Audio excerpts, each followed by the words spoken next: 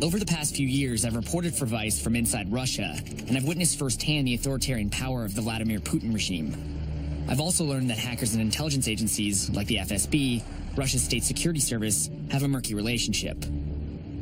The country's hackers make headlines around the world for thefts and politically motivated cyber attacks. Just ask Hillary Clinton and the Democratic National Committee. But how strong is the collaboration between cyber criminals and Russian spooks? I'm in Pittsburgh, where a little-known FBI office specializes in cybercrime investigations. This is the spot where the feds disrupted one of the most sophisticated and lucrative malware schemes ever discovered. Game Over Zeus infected over 1 million computers, creating a network, or botnet, that spanned the globe. Those infected computers helped hackers rob more than 150 banks around the world, stealing more than $100 million from U.S. banks alone, and in such a way that was hard to trace. And CryptoLocker, a ransomware program installed by Game Over Zeus, shut hundreds of thousands of users out of their own computers, until they paid to have them unlocked. After taking down the botnet, the FBI identified the mastermind as a Russian suspect named Yevgeny Bogachev, and made him #1 on their most wanted cyber criminal list. Scott Smith was the special agent who led FBI Pittsburgh. And who is it targeting specifically, Game Over Zeus? It was mostly targeting banking industry or payrolls, larger businesses. It was trying to get the banking credentials, passwords, and get in and do large-scale wire transfers. They generally were not looking for some of the individual private accounts for $1,000 or $2,000. It just wasn't what they had so much access to so much larger accounts. They would go for the $100,000 or $1 million wire transfers. The FBI pinned Game Over Zeus on an organized group based in Russia, dubbed the Business Club. And at the head of it was a mysterious character named Yevgeny Bogachev, a.k.a. Slavic. So who is the Business Club? Business Club is a pretty close-knit organization. Each person had their specialty or area of responsibility.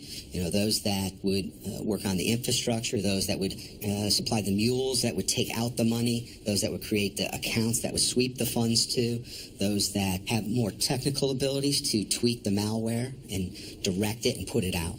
And we know that there's a certain character at the center of it, Bogachev. Yeah, Bogachev. So you're pretty familiar with this guy? Yeah, he was in a sense, the head.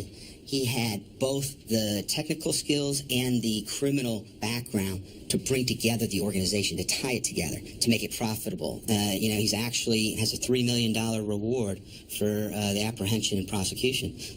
So that's the largest for a cyber criminal ever. That entices a lot of different people to help us out with his apprehension. How has the Russian government cooperated with your office, with the FBI, with respect to Bogachev and some of these cyber criminals? Have they been easy to work with, or? I'm sure they know who he is, and to the extent they would help us, that's more of a sometimes political question than it is a FBI law enforcement question. But if there's anything I know about Russia, it's that the extradition of their own, especially to the good old US of A, is unthinkable. But there may be another reason that the indicted hacker Bogachev feels protected in Russia. After looking at Game Over Zeus, a Dutch security company called Fox IT discovered that the malware had been retooled with an espionage component.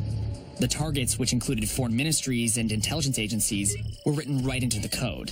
And they were all in the wheelhouse of the FSB, Russia's security and intel agency that's the successor to the KGB. He became known for exposing Russia's troll farms, which spread pro-Russian and anti-American propaganda around the world. I asked him about the hacking scene in Russia and how Bogachev fits into it. Bogachev is a legend, of course, still #1 on the FBI list. I know his fans. Some of my people I know, they pray for Bogachev. And why is he such a legend in Russia? A great mind. He has such a he's so clever. They think to hack Americans is like a heroic thing for them. America is our former enemy, and it's our kind of enemy nowadays. Americans use their infrastructure to monopolize internet, and someday they can use it against us. So hacking them shows them that we are stronger, that we have the best minds. Is the Russian government interested in bringing Bogachev to justice? No, absolutely not. No? No, absolutely not. Because they receive no punishment for hacking out of the country. But so then how do some of these people get into the black market and work for criminal syndicates? It's not a black market. You can call it black markets. It's just a free market. There's no security service that trying to put this down. They use it themselves because they can't afford to use hackers full-time. So they just can hire them. Speaking to ordinary people like me, I can use this black market too if I need. I can just connect to one website and I can hire any expert I need in this cyber fraud, hacker, everything I need. Russia may have some of the world's most notorious hackers, but it's also home to some of the world's best security researchers. I'm at the headquarters of the Russian cybersecurity giant Kaspersky. It's a private company, but it frequently works with Russian law enforcement in cybercrime investigations. Looks like a government command center. Yeah. So we have 3 rooms like this, Moscow, Seattle, and Beijing. And is this all just code? Yes, it's machine code of one of the most known, the Zeus malware. Right. Yeah. This is the larger-than-life big boss of Kaspersky, Eugene Kaspersky. He's known for throwing epic parties and as a pioneer of anti-malware. Some people, they collect post stamps, butterflies. So I was collecting computer viruses as a hobby. And then my hobby slowly became my job. But now you say that the best hackers in the world are in Russia.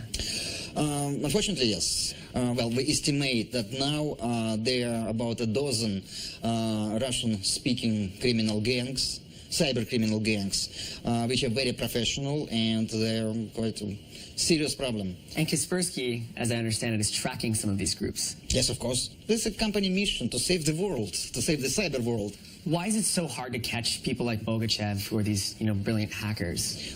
In some cases, they are really professional, so they can stay in the shadow for a long time. And, for example, they don't attack victims on the territory of their own country. So the local law enforcement, they don't have the permission to start the criminal case, simply because there were zero victims on the territory of Russia. I reached out to all of my sources and followed every lead, but I haven't been able to arrange a meeting with the notorious hacker, Yevgeny Bogachev. I heard he was living large in southern Russia under the protection of Russian intel. In fact, there was a rumor he even got plastic surgery to avoid being recognized. Bogachev or not, I wanted to see this Russian cybercriminal underworld for myself. So I'm meeting with a famous hacker here in Russia named NSD. He's a pretty interesting character because our local producer, Dima, said he wanted advice to buy shares in his new Russian company. And he was also concerned that the cameras that we're using would give him radiation. So this is going to be pretty interesting.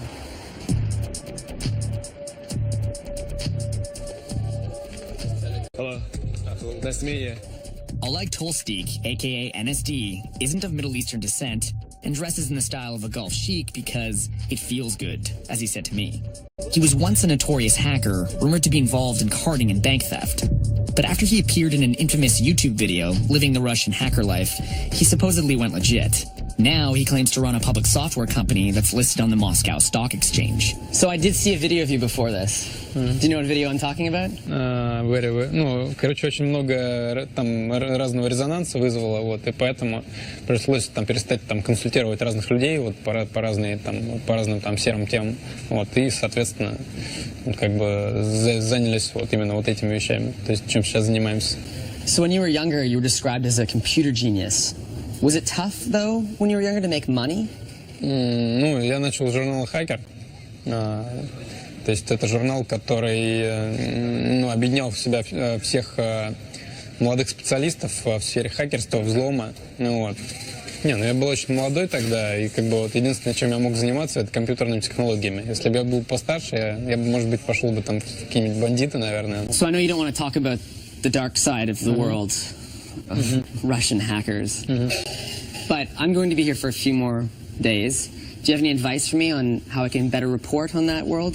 Do you think any of them would talk to me? I think no. Why not? Боятся. Oleg gave me a true taste of just how freaky and shadowy the Russian hacking were. But that doesn't necessarily mean Putin's hackers were the ones actually responsible for it. Maybe this is an arrangement that suits the Putin regime. The government gets a steady stream of hacking talent that can act outside of the bounds of international law. And Russian officials also get plausible deniability for the attacks that ultimately serve their interests.